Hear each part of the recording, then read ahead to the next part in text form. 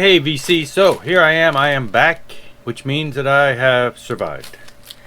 If you saw my video from Friday, I was kind of flipping out over this officiating this wedding that happened yesterday, Saturday the 3rd. Now when I made the video Friday, it was right after the rehearsal, and it was quite nerve-wracking, having been the first one. I kind of get there, and the people at the fancy place we were at, they're like, okay, so you're the officiant. Okay, well, then I'm just going to turn it over to you, and you all do what you all want. And I'm like, I've never done this. But anyway, the bride who wrote me into this is the one, she kind of led everything. So that had went smooth. But still, when I got home and made that video, I was quite frazzled. Spent most of that Friday night and most all of Saturday, because the wedding wasn't until 4, spent most of that time just reading over it, standing up and saying it over and over. I had to separate myself emotionally from the words on the paper, first off, and emotionally from knowing my friend and her story, and you know what she wanted and what I wrote, and because her father passed, and so he's not going to be walking her down the aisle. She's going to be putting a rose on the seat. Just a lot of things like that that really were kind of tear jerkers, because I've known this. She's been my friend for a couple years, and it's just kind of sad. So had to separate from all that, distance myself from the words, just repeat them until I could say them without my voice quivering. And then I went and did it, and it went flawless, and they loved it, and I felt fine, and yeah, so I survived. Anyway, here we are. And so I wanted to just do a quick update video.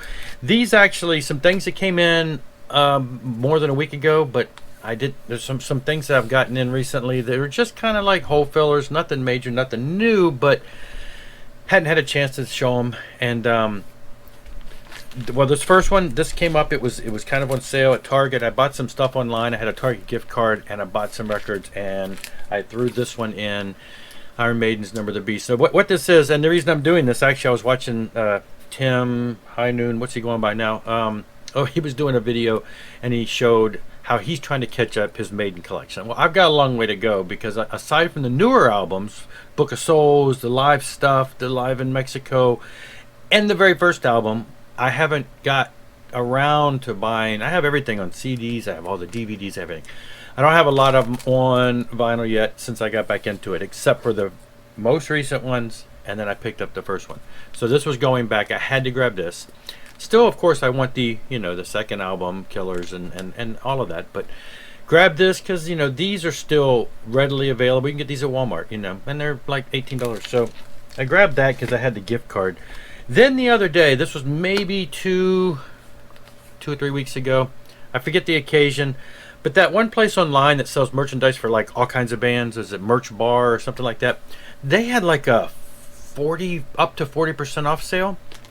And so I went in and grabbed, there was a couple that I wanted to grab. There was a lot more that I wanted to grab, but I grabbed these because I'm starting to see these particular Maiden releases increase in price. And they're getting a little more pricey, but when you knock off up to 40%, all of these were in the $25 range, which was no way I was going to pass up on that. I went ahead and grabbed Live After Death. Great album, and these are all the reissues that were there. I was at this concert. Inside here, there's a booklet that's got all the dates, and it lists the concert I was at in Biloxi, Mississippi in 1985. I believe, if I'm remembering my concert history right, at this particular show, Wasp opened up for him. Oh, I remember that was an amazing show, and them, and I forget who. There might have been another opening band. I just remember, the only reason I remember this show, and I've probably told this story before, is because a bunch of us went, and I'm almost 100% positive that my wife went with us. At the time, she was my friend's girlfriend. She was just part of our group. Her and I were the only two that really weren't drinkers, so we drove, and everybody else kind of partied. But she was on the shoulders of one of our friends, not her boyfriend, just one of our friends, at the Wasp show. And Blackie Lawless did this whole thing where he's like getting all sick and rubbing up. He had a poster and he was rubbing it between his legs, and he threw it right at her.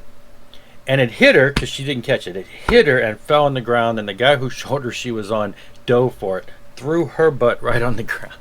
But got the poster, he gave it to me, and I posted a picture. I think I've had that on my wall in my dorms. Yeah, so I remember that show vividly, and I think that was one of the only shows she went to with us, and I think we were really there to see Iron Maiden. So yeah, it was a great show, great giant. That whole Oh, it was just a great show. So glad to have that. And then I got Brave New World. Now I got to admit, yeah, I was excited when Bruce came back. Yeah, this was a great album, but to me the sound had changed so much. It's the two albums of Blaze Bayley to me sounded very repetitive musically. The lyrics kept repeating themselves. They got kind of irritating, and it's just like they changed sounds drastically, even though the band wasn't changed. And then they came out with this, and to me, this was like the same type of stuff. It's just now we got Bruce, Brave New World. It's a brave new world. It's a brave new world. It's a brave new world. It's a brave new world. I'm just like very repetitive. So I haven't favored this album. Some people think it's really great. There's a lot of great songs on here. There's just some songs that really kind of grated on my nerves. I put this on the other day when I got this on vinyl, and I don't know. I've lost a lot of that. It was like, okay, I'm not hearing it anymore. It was good. It was great. I mean, I don't know. Maybe I had to get past it a little bit. But yeah, so I grabbed this. Of course, these are gatefolds, double record sets, and I'm not going to go through all that. It's just, it's a great reissue. As is this one, which also, this Matter of Life and Death was also, when it came out, I'm just thinking, man, their music is becoming kind of uninspired. The lyrics are just repetitive. But again, I listened to this one and I'm like, okay, what was I thinking back then? I had kind of, you listen to the albums when they first come out for a couple months and then you file them away and you're like, I don't know. It's not holding my attention. But anyway, I listened to it again. I'm like, what the heck was I thinking? It's a great album. So yeah, I grabbed these. Again, I've got a long way to go. I have been looking at the Blaze Bayley ones because those actually, I was thinking they were outrageously priced, but I'm finding them in the $30 range. So I'm probably going to grab those before they become 50 plus. But anyway, they're on my list. I think they may have been on that sale too, but I only had so much, and I wanted to grab those because I think those were cheaper. But that's it for now. That was just some hole fillers.